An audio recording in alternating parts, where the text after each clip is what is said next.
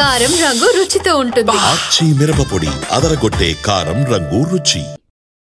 ఒకప్పుడు pan Indian cinema promotion అంటే 2 నెలల ముందు ప్లానింగ్, దేశమంతా టూర్స్, ప్రతి ఇండస్ట్రీలో ఓ ఈవెంట్, భోజనం చివర్లో కిల్లి వేసినట్లు తెలుగులోనూ ఓ పెద్ద వేడుక, ఇవన్నీ ఉండేవి. కానీ స్టైల్ మారుతోంది. ఇప్పుడు పాన్ ఇండియా సినిమాలకు కూడా 10 రోజుల ప్రమోషన్ చాలు అంటున్నారు మేకర్స్. తాజాగా కుబేరా విషయంలోనూ ఇదే జరుగుతోందా? పాన్ ఇండియన్ సినిమాలు చేయడానికి 2-3 ఏళ్లు పడుతుంది. మరి అలాంటి సినిమాను విడుదల చేసేటప్పుడు కనీసం 2 నెలలైనా ప్రమోట్ చేయడం న్యాయమే కదా. కానీ మన మేకర్స్ మాత్రం ప్రమోషన్కు 10-20 రోజులు సరిపోతాయిలే అంటున్నారు. కావాలంటే కుబేరనే తీసుకోండి. తాజాగా ఈ సినిమా సాంగ్ లాంచ్ ముంబైలో చేశారు.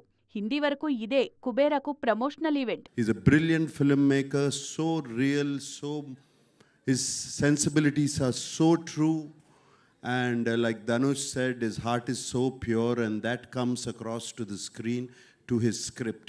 So that is one of the reasons I always wanted to be in his films.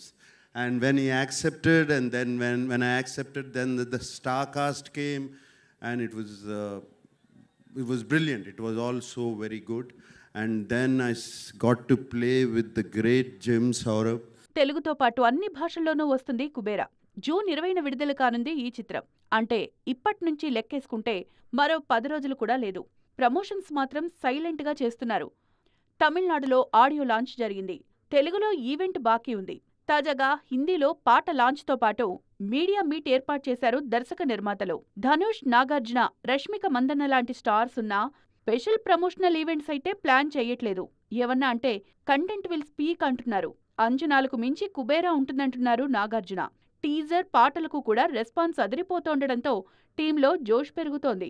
మొత్తానికి తక్కువ ప్రమోషన్స్తో ఎక్కువ సందడి చేయాలని చూస్తున్నారు Kubera team.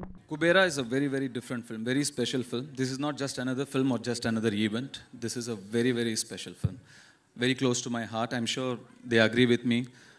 We had such fantastic experience shooting for this film, and some weird experience shooting for this film, shooting in dump yards and garbage trucks and stuff. And but you know, every experience teaches you something or the other, and we're very happy we worked with such a brilliant team, such a positive